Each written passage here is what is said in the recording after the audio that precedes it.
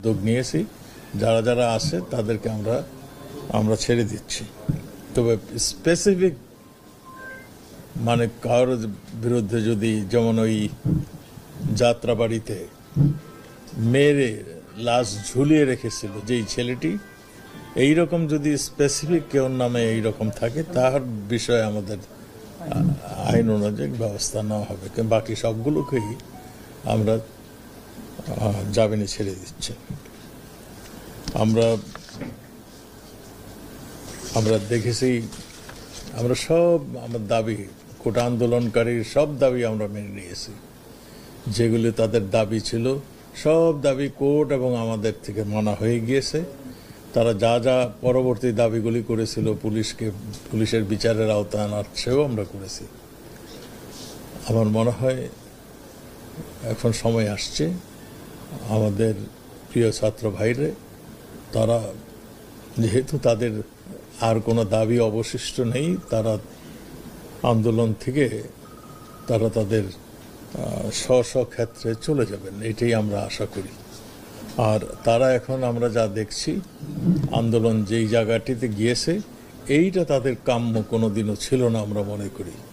এখন রাজনৈতিক দলের কাছে, যারা নাকি সবসময় রাষ্ট্রদ্রোহী কাজে সবসময় ব্যস্ত থাকতো, জামাতে ইসলাম এবং আমাদের বিএনপি, আপনারা দেখছেন সবসময় তারা ধ্বংসাত্মক কাজে লিপ্ত ছিল। দেশকে কেমনে একটা বিপর্যয় ঘটাতে পারে, দেশকে একটা অকার্যকর দেশে পরিণত করার জন্য তারা শুরুর থেকেই চেষ্টা করছিল। আজকে তাদেরই ইসের মধ্যে তারা পড়ে গেছে বলে আমরা মনে করছি। সেই জন্যই আপনাদের মাধ্যমে তাদের নিকট আহ্বান, তারা যেন তাদের লেখাপড়ায় ফিরে যান, যেহেতু তাদের সমস্ত দাবি মেনে নেওয়া হয়েছে।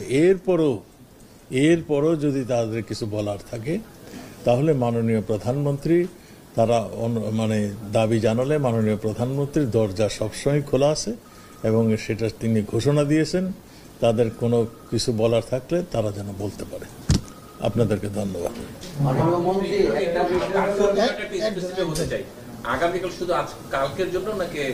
না, এটা কন্টিনিউ করবে পরবর্তী নির্দেশ না দেওয়া পর্যন্ত।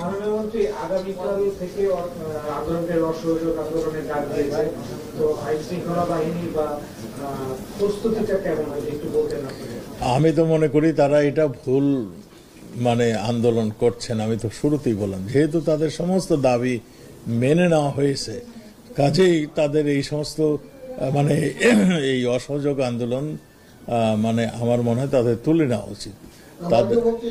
সম্প্রতি তারা বেশ কয়েকজন মন্ত্রী, আপনি সহ বেশ কয়েকজন মন্ত্রী পদত্যাগের তারা দাবি করেছেন।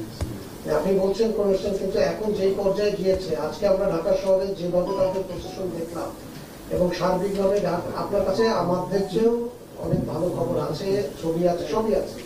যেই পর্যায়ে গিয়ে দাঁড়িয়েছে, তাতে করে দেশ যেদিকে যাচ্ছে, আপনারাও অনেক, জনগণও অনেক, আমরাও অনেক, সবাই, আমাদের সাংবাদিকরাও আজকে বিভিন্ন জায়গায় বিভিন্ন পরিস্থিতির মুখোমুখি হচ্ছে। আপনাদের সাংবাদিক কিন্তু দুইজন মারা গেছে, একজন মেয়ে সাংবাদিক লাঞ্ছিত হয়েছে। না, সেটা আপনাকে মনে করিয়ে দিলাম। সাংবাদিকরা মারা গেছে এবং সাংবাদিকরা পুলিশের গুলিতেও মারা গেছে, ওদিক থেকেও আমরা পিছনে খাচ্ছি। না, এই আন্দোলনে পুলিশের গুলিতে কেউ মারা যায়নি। না, এই আন্দোলনে যায়নি। মেয়েদের গায়ে পুলিশের বুলেটেরই আঘাত ছিল।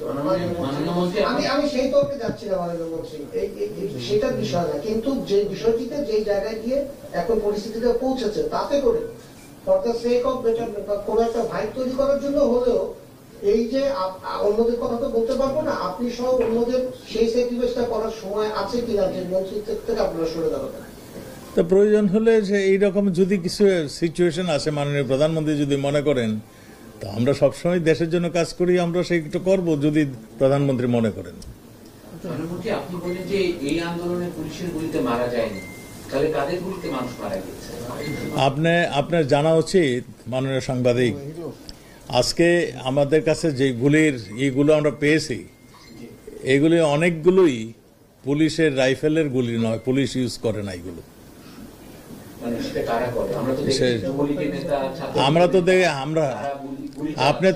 আপনি যুবলীগের নেতা দেখেছেন, যুবলীগের নেতা তাদের বাধা দিতে গেছে, গুলি করতে যায় নাই। আপনি আপনি আপনি নিশ্চয়ই জানেন আমার ছাত্রলীগের নেতা কয়জন মারা গেছেন। আপনি নিশ্চয়ই জানেন আওয়ামী লীগের নেতা কয়জন মারা গিয়েছেন। আপনি তাহলে আপনি সেইটা না জিজ্ঞাসা করে আপনি উল্টোটা জিজ্ঞাসা করলেন।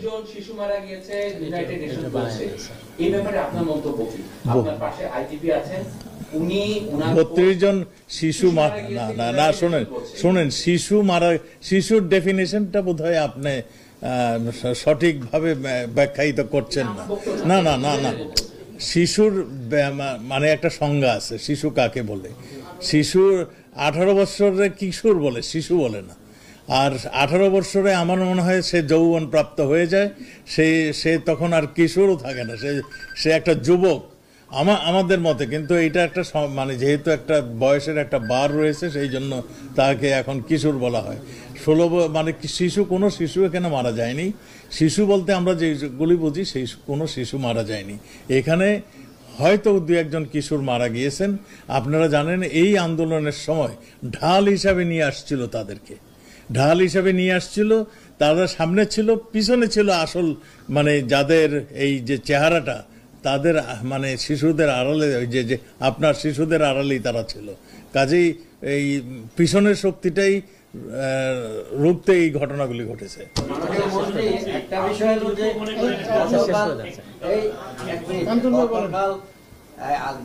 আজকে যে কর্মসূচি দেওয়া হয়েছে অসহযোগ আন্দোলনের, সেখানে আপনাদের কি প্রস্তুতি আছে এই অসহযোগ আন্দোলন নস্যাৎ করার জন্য? আমরা নস্যাৎ করতে চাই না তো।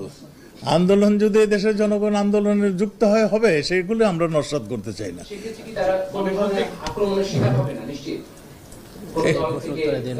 এখন কে আপনাকে যদি মারে আপনি মার দিবেন না? আপনি কি বসে থাকবেন? আপনাকে যদি কেউ আপনাকে যদি কেউ আইন শৃঙ্খলা বাহিনীর জীবন রক্ষা করার দায়িত্ব, সেলফ ডিফেন্সের দায়িত্ব কিন্তু অধিকার তাকে দেওয়া আছে, আপনারও অধিকার দেওয়া হয়েছে। আপনাকে যদি কেউ অ্যাটাক করে, আপনার প্রাণ রক্ষার্থে, আপনার সম্পদ রক্ষার্থে আপনি সেলফ ডিফেন্সে যেতে পারেন, এটার আইনগত অধিকার। এটা আমার মনে হয় এই আপনারা অন্য লাইনের কথা শুরু করে দিয়েছেন। না, আপনি কিন্তু সবসময় এই ধরনের সুন্দর সুন্দর কথা বলে বিভ্রান্ত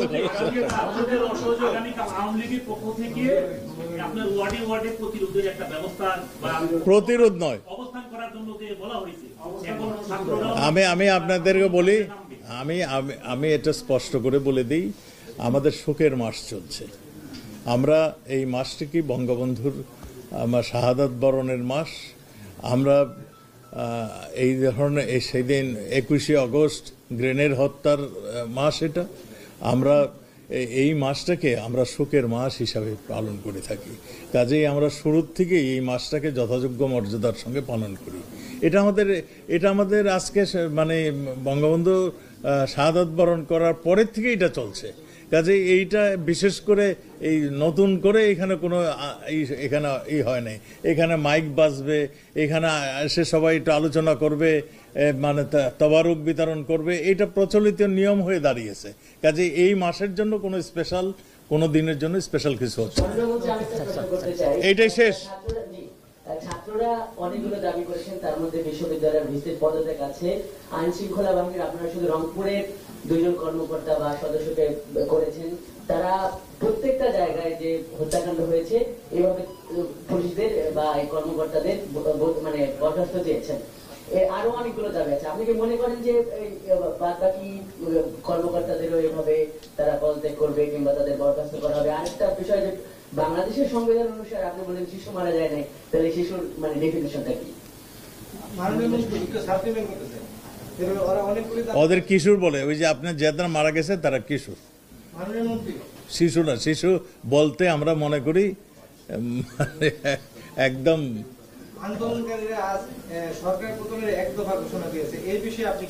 না। আমি সেই জন্যই তো বলছি যে আন্দোলনকারীরা সেই কোটা আন্দোলনে নেই, ছাত্রদের আন্দোলনে নেই, এখন রাজনৈতিক আন্দোলনে চলে গিয়েছে।